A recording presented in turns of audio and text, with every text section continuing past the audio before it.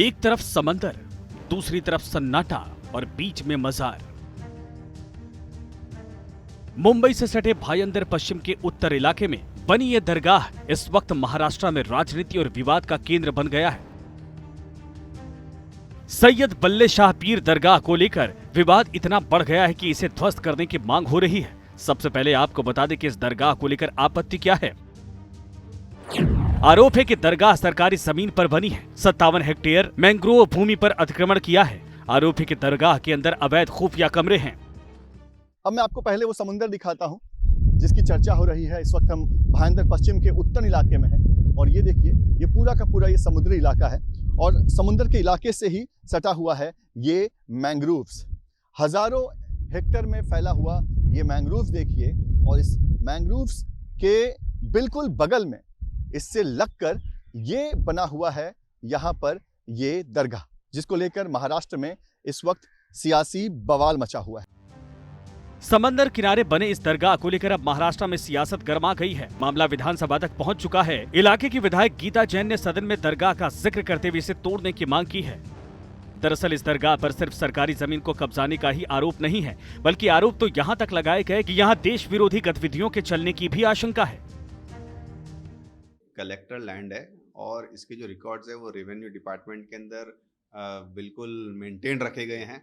एक इलीगल दरगाह का structure construct किया गया है और पुलिस की इंटेलिजेंस की रिपोर्ट भी है, क्योंकि वो समुद्र तट पे इलीगल स्ट्रक्चर खड़ा किया गया है, तो 26/11 तरीके के हमले होने की संभावना भी है। सैयद बल्ले शाह पीर दरगाह को लेकर ये विवाद नया नहीं है, बल्कि मीरा भायंदर में समय समय पर इस दरगाह की शिकायत आती रही है।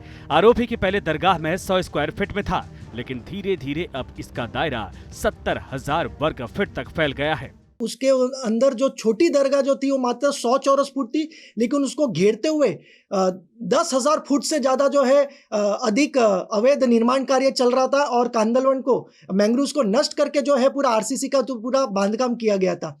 इस रिपोर्ट के आधार पर तहसीलदार कार्यालय ने ही एफआईआर दर्ज करने का भी आदेश दिया था, जिसमें उत्तन पुलिस स्टेशन में इन दरगाह ट्रस्टियों के विरुद्ध एनवायरमेंट प्रोटेक्शन एक्ट के कायदे के चलते एफआईआर भी दर्ज है। दरगाह को लेकर कई तरह के आरोप लग रहे हैं, जिसमें सबसे बड़ा है सरकारी जमीन के कब्जे का। ऐसे में सवाल उठता है कि अगर ऐसा है तो अभी तक क्यों कार्रवाई नहीं की गई। हमको पत्रवार उनके किया है।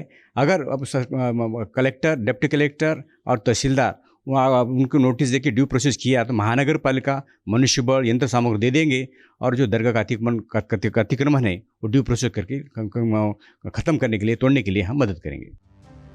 दरगाह पर जो आरोप लग रहे हैं वो गंभीर हैं। ऐसे में दरगाह का इस पर क्या कहना है, ये भी जानना बेहद जरूरी है। 97-95 के दरमियान कुछ डीपी बना, तब उसके अंदर से मालूम पड़ना चालू हुआ हमको कि ये जगह फॉरेस्ट डिपार्टमेंट में गई है या गवर्नमेंट में गई है।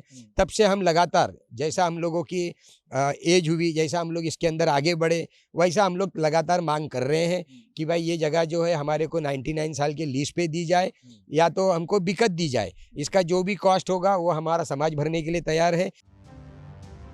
साल 2003 से ही लगातार इस दरगाह के खिलाफ अवैध निर्माण को लेकर जिला प्रशासन से नोटिस आ रहे हैं, लेकिन अब जब मामला सियासी रंग लेता जा रहा है तो मामला एक बार फिर से गर्मा गया है।